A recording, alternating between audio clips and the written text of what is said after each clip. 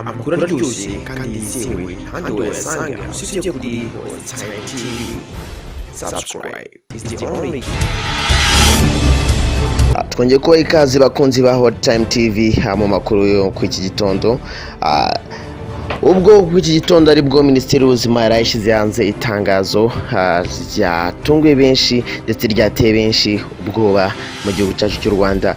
Reka ngusomere itangazo ryashyizwe hanze na Minisiteri y'u Rwanda mu iki gitondo rijyanye na COVID19 cyangwa se coronavirus.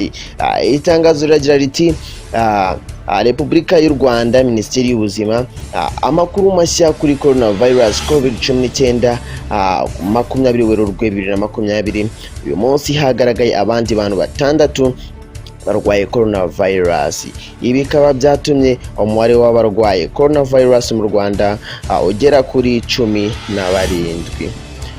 Umugore barano barakubwira ngo umugore w'umufaransa-kazi w'imyaka 30 hamwe n'umwana we w'amezi 10. Uwo bashakanye akaba ari umwe mu basanganwe coronavirus mu minsi ishize. Umunyarwanda w'imyaka 32 waje aturuka Dubai ku tariki ya 19 Werurwe 2020. Ibimenyetso bye byagaragaye apimwa ku kibuga cy'indege. Umugabo w'umunyaswede w'imyaka 26 waje aturuka muri Swede ku itariki ya 3 Werurwe 2020 akaba yagaragaje ibimenyetso ku tariki ya 18 Werurwe 2020. Umugabo w'umunyarwanda w'imyaka 32 usanzwe akorera ingendo mu mahanga yagaragaje ibimenyetso ku tariki 18 Werurwe 2020. Umugabo w'umunyarwanda w'imyaka 24 wageze mu Rwanda ku tariki ya 19 Werurwe 2020 avuye mu Buhindi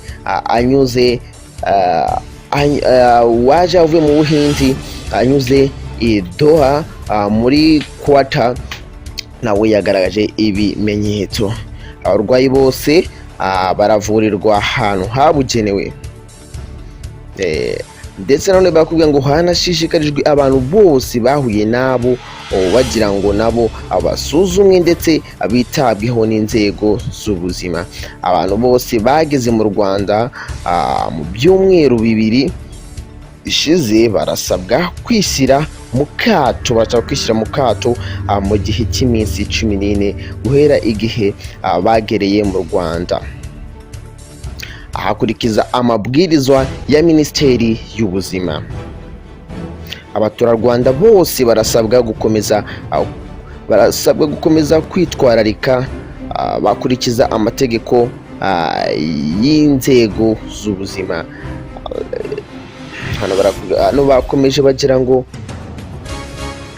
hibandwa cyane ku gukaraba intoki nyaboneka, kwirinda kujya ahantu hateraniye abantu benshi, ndetse no kwiga intera no gusiga umubare gatoya ndetse no gusiga intera ya metero 1 hagati y'abantu, no kwirinda ingendo zitari ngombwa. Nk'uko byatangajwe na Minisiteri y'Ubuzima bw'igihugu, guhera uyu munsi utubari twose tuzajya dufunga saa 3 z'ijoro mu mujyi wa Kigali n'indi mijyi, naho utwo mu cyaro dufunge isaa moya z'ijoro. Igihe cy'ibyumweru 2 cy'ifungwa ry'amashuri n'insengero gishobora kongerwa ndetse kigashyirwa no ku zindi nzego bitewe n'uko icyorezo kigenda gifata intera.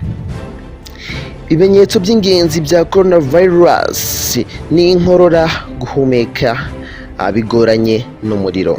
Umuntu wese ugaragaza ibimenyetso nyaboneka asabwa kwihutira guhamagara umurongo utishyurwa 114 kohereza email cyangwa se ukabakoreza email kuri callcenters@rbc@gov.rw, kohereza ubutumwa bwa WhatsApp nanone kuri plus 25 urumve ni code cyangwa se tubivuge neza 0788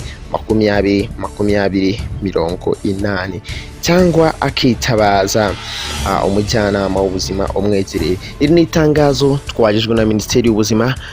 Banyarwanda murumva ko birakomeye, mukomeze mwirinde, mukomeze mukurikirane amakuru yose, amukanda subscribe kuri Hot Time TV, nawe wasura kanda subscribe kugira ngo amakuru yose ajya kugeraho ku gihe kandi yizewe.